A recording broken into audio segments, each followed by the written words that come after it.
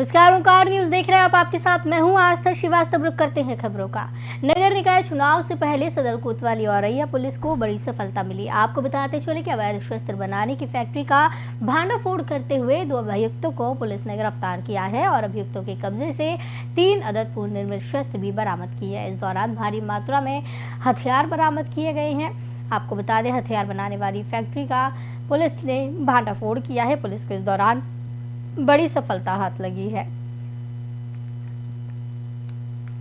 और ये पुलिस ने ये बड़ी कार्रवाई को अंजाम दिया और इस दौरान अवैध हथियार बनाने वाली फैक्ट्री का खुलासा किया है, भांडाफोड़ किया है। 2 अभियुक्तों को इस मौके पर गिरफ्तार किया गया है। हथियार भी इस दौरान बरामद किए गए हैं। पुलिस इस पूरे मामले की कार्रवाई में जुटी हुई है।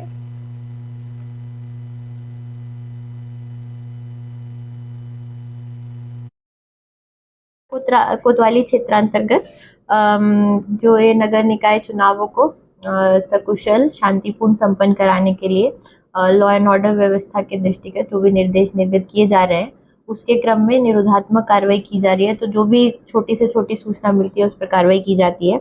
एक सूचना प्राप्त हुई थी कि ये क्योंटरा गांव के बाहर एक भोले बाबा का मंदिर है, वहां बगल में एक शस्त्र फैक्ट्री चल रही है जहां 2 सगे भाई कई कुछ समय से यहाँ पे शस्त्र बनाने का काम कर रहे हैं। तो यहाँ पे सिखलाई हुए तरीके से पुलिस ने दबिश दी और घेराबंदी करके जब इन लोगों को देखा, पकड़ा, पूछा तो मौके से इनके पास 3 शस्त्र जो है निर्मित, पूर्णतः निर्मित थे, जिसमें एक अदद 315 बोर का, 2 शस्त्र 12 बोर के मिले हैं और 3 अदद शस्त्र जो है वो अर्ध निर्मित अवस्था में मिले हैं। बाकी जो शस्त्र बनाने का सामान, छेनी इत्यादि और जो पार्ट्स हैं उसके अलग से, जो रिपेयर करने के भी यूज आ सकते हैं और नए शस्त्र बनाने के भी यूज आ सकते हैं, ये मौके से मिले। जो गिरफ्तार शुदा अभियुक्त हैं, इनके नाम सुनील पुत्र छिद्दी, ये क्योंटरा गांव का ही रहने वाला है और ये 52 वर्ष के हैं। ये पूर्व में भी शस्त्र फैक्ट्री में जो है बनाते हुए पकड़े गए थे और इनका आपराधिक इतिहास थाना कोतवाली क्षेत्र में थाना कोतवाली में है। और छोटे पुत्र छिद्दी ये इनके बीआरसीटी थाना क्षेत्र के सेक्टर 1B क्वार्टर में रहने वाले चंद्रेश कुमार सिंह का शव फंदे से झूलता हुआ मिला। शव से दुर्गंध आने के बाद पड़ोसियों ने इसकी सूचना पुलिस को दी। पुलिस ने मौके पर पहुंचकर शव को कब्जे में लिया। मृतक ने 10 से 12 वर्ष पहले मुस्लिम लड़की रजिया के साथ शादी की थी। दोनों की एक बेटी भी है। कुछ दिन पहले से दोनों के बीच विवाद चल रहा था और मामला न्यायालय में था। 27 अप्रैल को न्यायालय में दोनों के बीच समझौता हुआ और साथ रहने के निर्देश न्यायालय के द्वारा दिए गए। बता दें कि रजिया जो अब रजनी सिंह बन चुकी है, वो बच्चे को लेकर 27 अप्रैल को ही दोपहर रांची चली गई थी। ऐसे में अनुमान लगाया जा रहा है कि चंद्रेश ने इसी दौरान कमरे को अंदर से बंद किया और आत्महत्या की। बता दें कि आत्महत्या का ये पूरा मामला सामने आ रहा है। फंदे से झूलता हुआ एक युवक का शव मिला है। पति पत्नी के बीच में कलेश चल रहा था, इसी वजह से बताया जा रहा है कि युवक ने आत्महत्या की है। कहा जा रहा है कि जब युवक की पत्नी अपनी बेटी को लेकर रांची चली गई, इसी दौरान युवक ने आत्महत्या की है। और आपको ये भी बता दें कि बोकारो से ये पूरी खबर सामने आई है। 27 अप्रैल को दोपहर ही युवक की पत्नी अपनी बेटी को लेकर रांची गई थी और कहा यही जा रहा है कि उसी दौरान युवक ने आत्महत्या की है। फंदे से झूलता हुआ शव चंद्रेश कुमार सिंह का मिला। जब शव से दुर्गंध आनी शुरू हुई, उसके बाद पड़ोसियों ने इसकी सूचना पुलिस को दी। पुलिस ने मौके पर पहुंचकर शव को कब्जे में लिया। मृतक ने 10 से 12 वर्ष पूर्व मुस्लिम युवती रजिया के साथ शादी की थी। दोनों की एक बेटी है। कुछ दिन पूर्व से दोनों में विवाद चल रहा था और मामला न्यायालय में था। न्यायालय में दोनों के बीच समझौता 27 अप्रैल को हुआ और साथ रहने के निर्देश न्यायालय की तरफ से दिए गए। रजिया, जिसने अपना नाम बदलकर रजनी सिंह रखा, वह बच्ची को लेकर 27 अप्रैल को न्यायालय के आदेश आने के बाद ही रांची चली गई थी। ऐसे में कहा जा रहा है कि चंद्रेश ने इसी दौरान कमरे को अंदर से बंद किया और आत्महत्या की।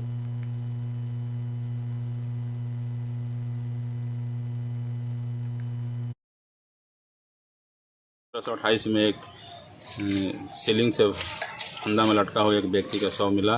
में लटके होने की जानकारी मिली, हम लोग आए यहाँ। देखिए कि एक शव लटका हुआ है। इसका नाम है चंद्रेश सिंह, पिता स्वर्गीय रामचंद्र सिंह। ये अकेले यहाँ रहता था। पत्नी उतनी से इन लोगों का कुछ केस चल रहा था। इसकी पत्नी से बात हुई, शायद 27 तारीख को यहाँ से गई है। कोर्ट में इन लोगों का कंप्रोमाइज़ वगैरह का कुछ मैटर चल रहा था। विशेष इसकी पत्नी आने पर अब तो चूँकि बॉडी में से इतना स्मेल आ रहा है कि हम लोग बढ़िया से इसका ये नहीं कर पा रहे हैं। 3 दिन तो हो, लगभग 2-3 दिन हो सकता है। अभी कोई काम नहीं करता था, बेरोजगार था। ससुराल कहाँ से इसका? ससुराल तो यहीं कैंप 2 में है। लव मैरिज किया था सर। यही है कि हम काम पे थे तो हमको कॉल करके बताया गया कि ऐसा ऐसा बात है। तो आपके मतलब दीदी के घर पे कुछ बात हुआ है, तो आप आ जाते तो सही रहता। तो हम वहाँ से आए और यहाँ आकर के देखे तो गेट उट अंदर से लॉक था। फिर दोस्त लोग को बुलाया, उन लोग के साथ घुसे अंदर, खोल के बिहार के गोपालगंज में कमला रॉय कॉलेज के पास मामूली विवाद में 2 पक्षों के बीच कहासुनी हुई। इस दौरान चाकूबाजी की घटना को अंजाम दिया गया, जिसमें 3 लोग जख्मी हुए, जिन्हें तत्काल इलाज के लिए गोपालगंज सदर अस्पताल के इमरजेंसी वार्ड में भर्ती कराया गया, जहां डॉक्टरों की देखरेख में तीनों का इलाज चल रहा है। वहीं जख्मियों में मांझा थाना क्षेत्र के भोजपुरवा गांव निवासी अनिरुद्ध प्रसाद का बेटा अर्जुन कुमार और मथुरा प्रसाद का बेटा अनिरुद्ध प्रसाद के अलावा तकी छवीही गांव निवासी सुलेमान मियां का बेटा मोहम्मद सहीन शामिल है। 2 पक्षों के बीच कहासुनी का ये मामला सामने आ रहा है। मामूली विवाद में चाकूबाजी की घटना हुई है। जख्मी लोगों का सदर अस्पताल में इलाज किया जा रहा है। रोड क्रॉस कर रहे थे पापा जी, उसके बाद से वो क्रॉस हुआ, उससे बातचीत हुआ, वो लाठी निकाल दिया। हम लोग आए उससे पूछने के लिए, तब तक वो छुरी निकाल दिया, छुरी निकाल कर चला दिया। इसको तो छुरी लगा हुआ है? हमको लगाया, पापा जी के हाथ में लगा। घटना घटा था ऐसे कि हम स्कूल का गाड़ी चलाते हैं और गाड़ी लगाकर हम अपने बच्चे सब को उतार कर उसी में बैठे थे, तो बाइक से आया साहब और उनसे रुका नहीं पाया, लाकर मार दिया। हम बोले जो भैया देखो मेरा नुकसान हो गया, तो तोड़ रहा है, बोल रहा है मेरा घर यहीं है, तुम यहीं आकर बोल रहा है लग गया। तो हम बोले थे आप ऐसा क्यों बोले, एक तो नुकसान कर दिए, उसके बाद हमको बोल भी रहे। तो हम भी थोड़ा गुस्सा में आ गए, तो फोन करके बुलाया और 2-4 आदमी और हमको मार के एकदम पटवा दिया। रोड क्रॉस कर रहे थे पापा जी, उसके बाद से वो क्रॉस हुआ, उससे बातचीत हुआ, वो लाठी निकाल दिया। हम लोग आए उससे पूछने के लिए, तब तक वो छुरी निकाल दिया, छुरी निकाल कर चला। पलवल जिले की होडल की अनाज मंडी में बारिश से किसान की गेहूं की फसल भीग कर पानी में बह गई। वहीं मंडी में बोरियों का उठान नहीं होने की वजह से बारिश का पानी बोरियों के अंदर और अनाज की ढेरियों के अंदर घुस गया। मंडी में बोरियों से भरा अनाज पानी में जलमग्न हो गया। मंडी में आज भी लाखों क्विंटल अनाज खुले आसमान के नीचे पड़ा हुआ है। मंडी में किसान के अनाज को बारिश से बचाने के लिए मार्केट कमेटी द्वारा कोई इंतजाम नहीं किए गए, जिसका खामियाजा आज किसानों को और आढ़तियों को भुगतना पड़ रहा है। किसानों ने कहा हर साल उनके साथ ऐसा ही होता है। खेतों से लेकर मंडियों तक बारिश की मार किसान झेल रहे हैं। लाखों क्विंटल अनाज का नुकसान इस दौरान हुआ है। भारी परेशानियों का सामना किसानों को करना पड़ रहा है। खेतों से लेकर मंडी तक बारिश इस दौरान कहर बरपा रही है। किसानों को काफ़ी इस दौरान परेशानियों का सामना करना पड़ रहा है। बता दें आपको कि पलवल जिले की होडल की अनाज मंडी में बारिश से किसानों की गेहूं की फसल भीग कर पानी में बह गई। वहीं मंडियों में बोरियों का उठान नहीं हुआ, जिसकी वजह से बारिश का पानी बोरियों के अंदर और अनाज की ढेरियों के अंदर घुस गया। मंडी में बोरियों में भरा अनाज पानी जलमग्न हो गया। बता दें कि खुले में ऐसे ही गेहूं पड़ा हुआ है, जिसकी वजह से काफ़ी नुकसान देखने को मिला है। लाखों क्विंटल अनाज खुले आसमान के नीचे पड़ा है। मंडी में किसान के अनाज को बारिश से बचाने के लिए मार्केट कमेटी द्वारा कोई भी इंतजाम नहीं किए गए, जिसका खामियाजा आज किसानों को और आढ़तियों को भुगतना पड़ रहा है। किसानों ने कहा हर साल उनके साथ ऐसा ही होता है। इस खबर पर ज्यादा जानकारी के लिए ऋषि भारद्वाज संवाददाता पलवल से हमारे साथ जुड़े हुए हैं। ऋषि, बारिश जिस तरीके से अपना कहर बरपा रही है, लाखों क्विंटल गेहूं जो है खराब हो गया है किसानों को काफी परेशानियां देखने को मिल रही है और खुले आसमान के नीचे गेहूं यहाँ रखा हुआ दिखाई दे रहा है। सबसे बड़ी लापरवाही किसकी मानी जा सकती है यहाँ? जी, मैं बताना चाहूंगा, जिस तरह से ये बेमौसमी बारिश है, जहां पर अपना पूरी तरह से कहर बरसाया, भारी मात्रा में यहाँ पर बारिश हुई है, उसको लेकर जो होडल की अनाज मंडी है, इसमें खुले में पूरा अनाज पड़ा हुआ है और बारिश की वजह से पूरा अनाज भीग गया है और ये बहकर पानी के साथ चल रहा था। इतना ही नहीं, जो यहाँ पर बोरियां रखी हुई है अनाज की भरी, उनके नीचे भी पानी घुस गया, पूरी बोरियां बारिश से भीग गई है। लेकिन ये हैरानी की बात है कि प्रतिवर्ष हर वर्ष ये घटना होती है किसानों के साथ में, लेकिन उसके बाद भी मार्केट कमेटी द्वारा या जिला प्रशासन द्वारा, सरकार द्वारा कोई इंतजाम नहीं किए जाते कि किसान के अनाज को किस तरह से मंडियों में बचाया जाए। जी बिल्कुल, खुले आसमान के नीचे यहाँ पे गेहूं पड़ा हुआ नजर आ रहा है। मंडी में क्या कोई व्यवस्था इस तरीके से नहीं की गई है जहाँ पे किसानों का गेहूं सुरक्षित रखा जा सके? जी, जब हमारी यहाँ के किसान और आड़तियों से बात हुई तो उनका यही कहना है कि उन्होंने इस बारे में मार्केट कमेटी को पहले सूचित किया गया था कि यहाँ पर पानी की निकासी के कोई इंतजाम नहीं है, पानी की निकासी मंडी से की जाए, लेकिन आज तक मंडी से पानी की निकासी के कोई इंतजाम नहीं किए गए हैं।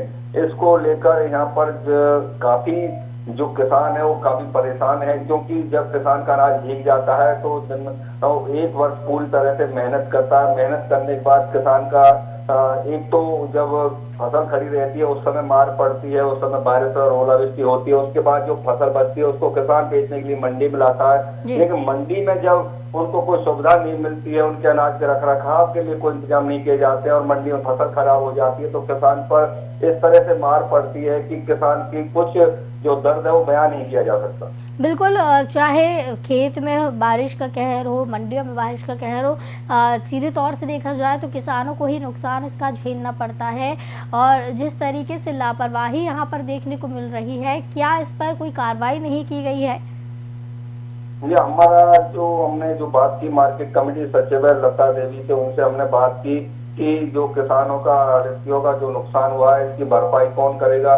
तो सीधा साधा जो मार्केट कमेटी की जो सेक्रेटरी है लता देवी, उनका कहना है कि ये लापरवाही आड़तियों की है और आड़तियों के खिलाफ वो नोटिस जारी करेंगी और इसका जवाब मांगेगी। तो ये हैरानी की बात है कि जहां इंतजाम मार्केट कमेटी द्वारा किए जाते हैं फसल को मंडी में बचाने के लिए, जाते बारिश से नहीं भीगे, और उल्टे ही जो मार्केट कमेटी सचिव है वो उल्टे ही आड़तियों पर और जो खरीद एजेंसियां हैं उन पर उनको नोटिस जारी करने की बात कह रही है। ये बहुत बड़ी हैरानी की बात है कि मार्केट कमेटी द्वारा पानी के इंतजाम के निकासी के साधन किए जाते हैं, लेकिन उसके बाद पल्ला झाड़ते हुए और खरीद एजेंसी और आड़तियों पर अपना जो बात है उसको थोप रही। जी बिल्कुल, बहुत बहुत धन्यवाद ऋषि हमारे साथ जुड़ने के लिए और ज़्यादा जानकारी के लिए।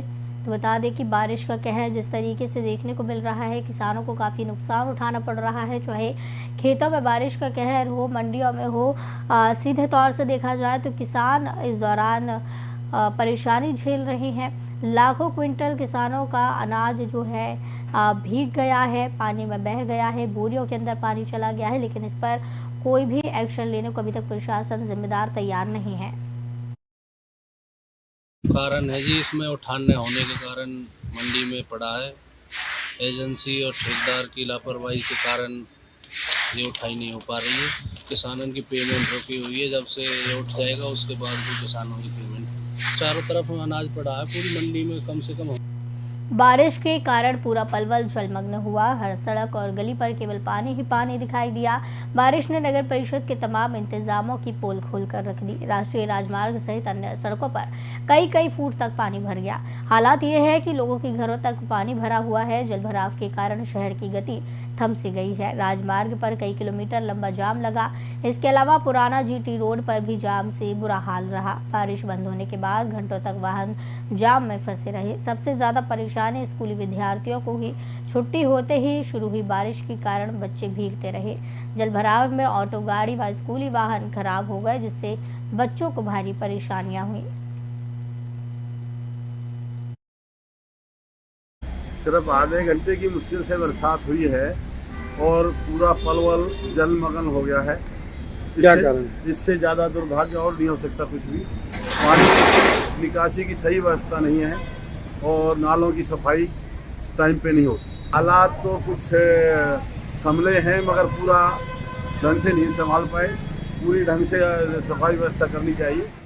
यहाँ पे हर बार जब भी बारिश होती है घुटने घुटने पानी भर जाता है। कई बार हमने शिकायत भी करी है नगर परिषद में और वैसे भी जो हमारे पार्षद जी हैं उनको भी बोला है।